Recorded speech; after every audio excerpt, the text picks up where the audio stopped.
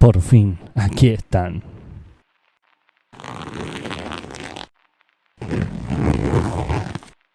Los encontré en mi neceser epistémico. Un conjunto de conferencias, entrevistas, charlas de epistemólogos y epistemólogas de todas las épocas. Estos papeles creí haberlos perdido, pero aquí están. Creo que es momento de desempolvarlos. Es hora de que el resto del mundo oiga las propias palabras de los grandes pensadores, lo que tienen para decir sobre la filosofía de la ciencia. Permítanme servirme un trago.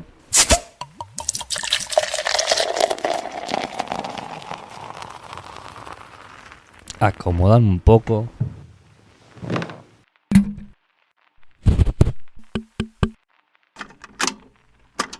Y escuchen lo que tienen para decir.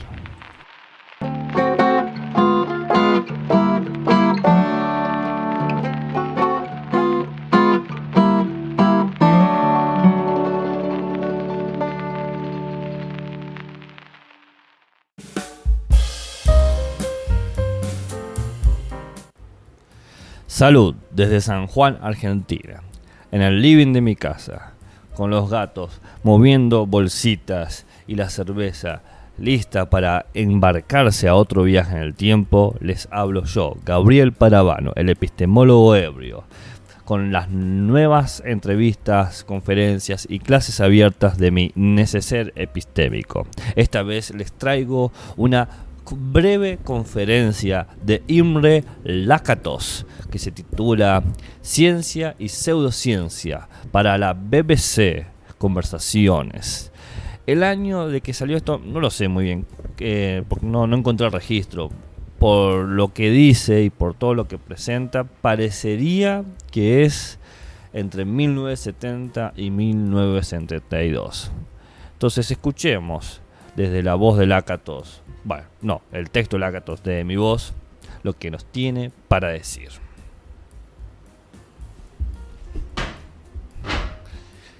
El respeto del hombre por el saber es una de sus características más peculiares. El saber en latín es scientia y la ciencia vino a ser el nombre del saber más respetable. Pero, ¿qué distingue al saber de la superstición, ideología o pseudociencia? La Iglesia Católica excomulgó a los copernicanos. El Partido Comunista persiguió a los mendelianos en la base de que sus doctrinas eran pseudocientíficas. Entonces, el problema de la demarcación entre la ciencia y la pseudociencia no es un simple problema de filosofía de salón, sino que es de vital importancia social y política.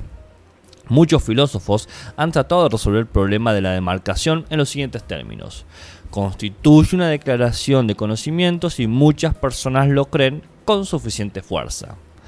Pero una historia del pensamiento nos muestra que muchas personas estaban totalmente comprometidas con creencias absurdas. Si la fuerza de las creencias fuera un sello distintivo del conocimiento, deberíamos clasificar algunos cuentos sobre demonios, ángeles, diablos, cielo e infierno en el conocimiento.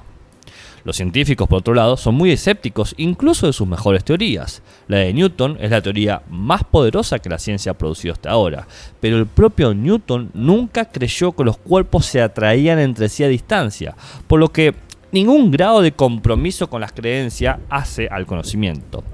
De hecho, el sello distintivo del comportamiento científico es un cierto escepticismo, incluso hacia las teorías más apreciadas por uno mismo.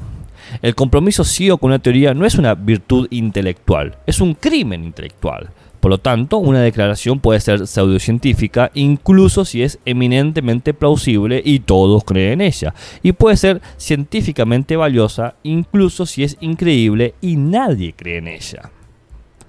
El valor cognitivo de una teoría no tiene nada que ver con su influencia psicológica en la mente de las personas. Creencia, compromiso, comprensión, son estados de la mente humana, pero el valor científico objetivo de una teoría es independiente de la mente humana que la crea o que la entienda.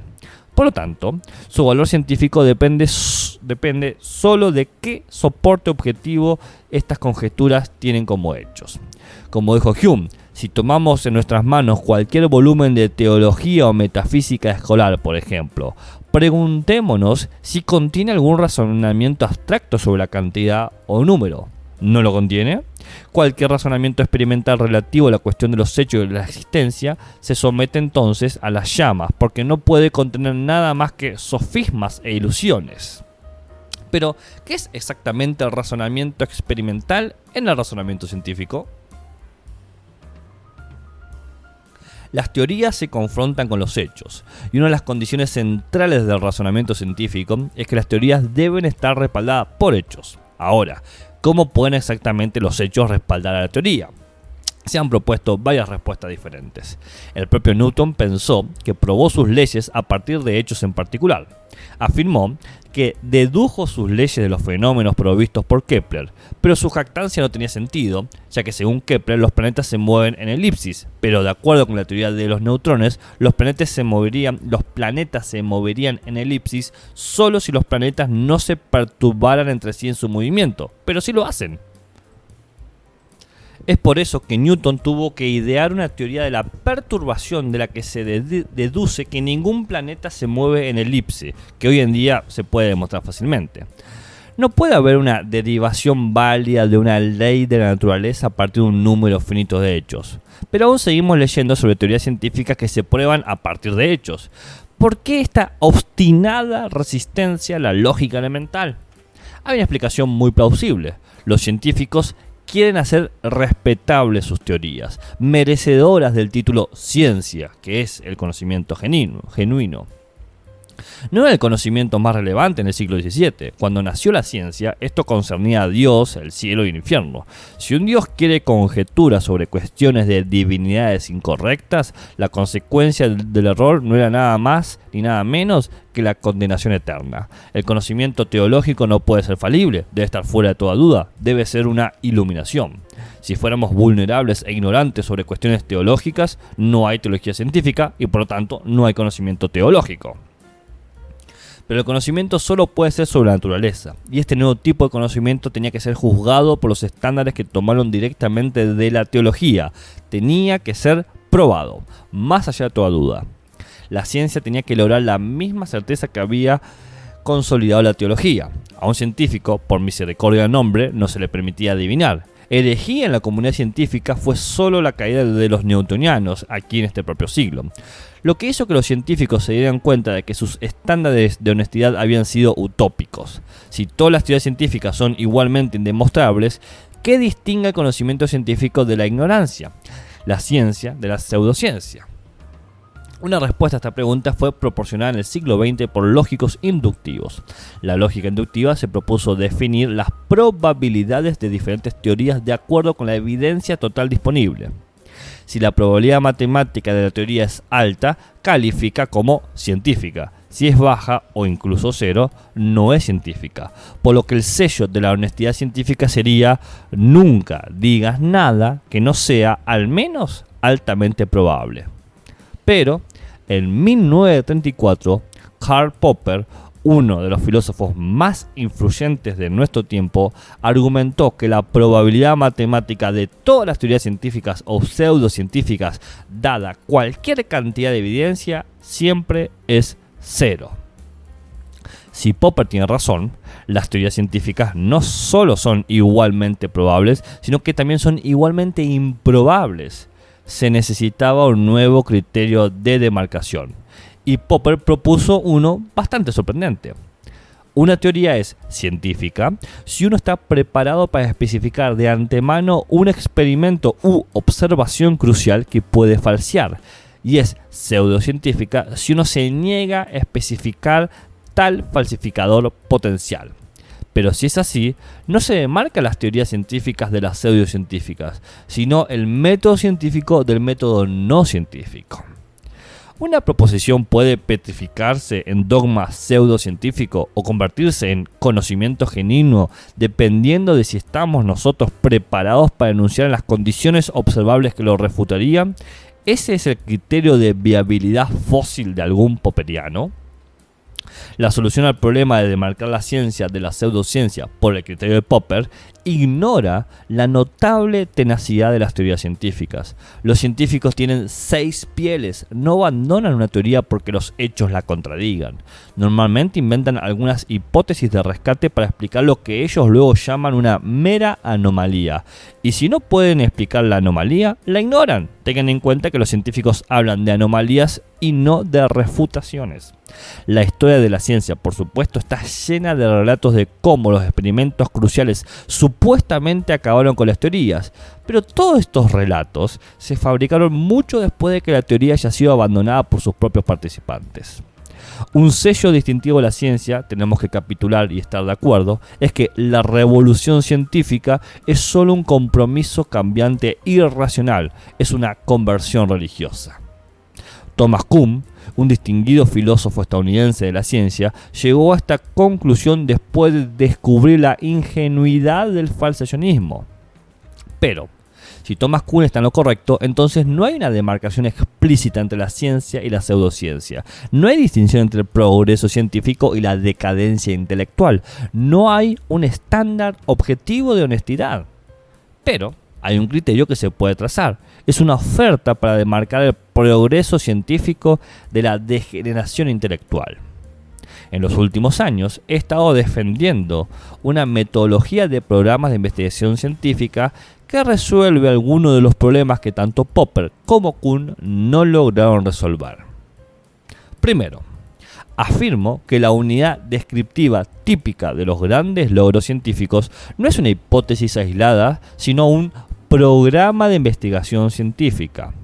Que todos los cisnes son blancos puede ser falso por el descubrimiento de un cisne negro, pero tan trivial prueba y error no se clasifica como ciencia. La ciencia newtoniana no es simplemente un conjunto de 4 conjeturas, las 3 leyes de la mecánica y la ley de la gravitación. Estas 4 leyes constituyen solo el núcleo duro del programa newtoniano. Pero este hardcore está tenazmente protegido de la refutación por un vasto cinturón protector de hipótesis auxiliares. Y, lo que es más importante, el programa de investigación también tiene una heurística. ¿Qué es? Es una poderosa maquinaria de resolución de problemas que con la ayuda de sofisticadas técnicas matemáticas digiere anomalías e incluso las convierte en evidencia positiva. Por ejemplo, si un planeta no se mueve exactamente como debería, un planeta desconocido, se puede calcular su posición, su masa, su velocidad para explicar la anomalía. Ahora, la teoría de la gravitación de los neutrones, la teoría de la relatividad de Einstein, la mecánica cuántica, el marxismo, el freudianismo, son todos programas de investigación, cada uno con un núcleo característico defendido obstinadamente, cada uno con su cinturón protector más flexible y cada uno con una elaborada maquinaria de resolución de problemas. Cada uno de ellos, en cualquier etapa de su desarrollo, tiene problemas sin resolver y anomalías sin digerir. Todas las teorías en este sentido nacen refutadas y refutadas están, pero son igualmente buenas. Hasta ahora he estado describiendo cómo son los programas de investigación, pero ¿cómo se puede distinguir un programa científico o progresista de un programa pseudocientífico o degenerado? Contrario a Popper, la diferencia no puede ser que algunos todavía no han sido refutados mientras que otros sí han sido refutados. Kauffman, un distinguido físico, refutó la teoría de la relatividad de Einstein en el mismo año en que se publicó. Por ejemplo, todos los programas de investigación que admiro tienen esta característica en común. En 1686, cuando Newton publicó su teoría de la gravitación, había, por ejemplo, 2 teorías actuales sobre los cometas. La más popular que se consideraba es que los cometas son una señal de Dios enojado que advierte que él golpeará y traerá el desastre. Y una teoría poco conocida de Kepler, que sostenía que los cometas eran cuerpos celestes que se movían a lo largo de líneas rectas. Ahora, según la teoría newtoniana, algunos de estos cometas se movían en hipérbolas o parábolas para nunca volver, y otros se movían en elipsis ordinarias. Halley trabajando en el programa de Newton sobre la base de observar un breve tramo de la trayectoria de un cometa, calculó que este regresaría en 72 años. Calculó el minuto en que se volvería y el punto en un lugar bien definido del cielo. Esto fue increíble, pero 72 años después, el cometa Halley regresó exactamente como Halley predijo. De manera similar, los científicos newtonianos predijeron la existencia y movimiento exacto de partículas pequeñas. Esto, que nunca se había observado antes, por lo tanto, hace a un programa de investigación progresivo. La teoría conduce al descubrimiento de uno o dos hechos novedosos y desconocidos. Respecto a los programas degenerados, bueno, Marx tuvo algunas famosas predicciones fallidas. Predijo el empobrecimiento absoluto de la clase obrera. Predijo que la primera revolución socialista tendría lugar en una sociedad industrialmente más desarrollada. Predijo que las sociedades sociales estarían libres de revoluciones. Predijo que no habrá conflictos de interés entre los países socialistas. Aunque las primeras predicciones del marxismo fueron audaces y sorprendentes, todas estas fracasaron. El marxismo explicó todos sus fracasos, explicó el aumento de los niveles de vida de la clase obrera al idear una teoría del imperialismo. Explicó incluso por qué la primera revolución socialista ocurrió en la época industrial de Rusia. Explicó el conflicto chino-ruso. Pero todas estas hipótesis auxiliares fueron preparadas después del evento para proteger a la teoría marxista de los hechos. El programa marxista, frente a otros programas, por ejemplo el newtoniano, se quedó atrás en los efectos y ya está corriendo rápido para ponerse al día. Para resumir, las llamadas refutaciones no son el sello distintivo del fracaso empírico como ha predicado Popper, ya que todos los programas crecieron en un océano permanente de anomalías. Lo que realmente cuenta son predicciones impactantes, inesperadas, dramáticas. Algunas de ellas son suficientes para que se incline la balanza. Donde se vea, detrás de los hechos estamos lidiando con miserables programas de investigación degenerados. Ahora, ¿cómo surgen las revoluciones científicas? Si tenemos dos programas de investigación rivales y uno está progresando mientras que el otro está degenerando, los científicos van a tender a unirse al programa progresista. Esta es la lógica de las revoluciones científicas. Pues si bien es una cuestión intelectual, es la honestidad para mantener el registro público. No es deshonesto pegarse a un programa degenerativo y tratar de convertirlo en un programa progresivo. En lugar de lo que piensa Popper, la metodología de los programas de investigación científica no ofrece una racionalidad instantánea. Los programas pueden tardar décadas antes de que salgan adelante y la base pueda desarrollarse o pueda tener empíricamente elementos progresistas. La crítica no es una propiedad y no se mata rápidamente por refutación. La crítica importante siempre es constructiva. No hay una refutación si no tenemos una teoría mejor. Kuhn se equivoca al pensar que las revoluciones científicas son cambios repentinos e irracionales en la visión. Cuando se examinan de cerca, tanto de manera adecuada como crucial, los experimentos y las revoluciones kuhnianas resultan ser mitos de lo que normalmente sucede cuando los programas de investigación progresistas reemplazan a los programas degenerados. El problema de la demarcación entre ciencia y pseudociencia tiene graves implicaciones con esto, también para la institucionalización de la crítica.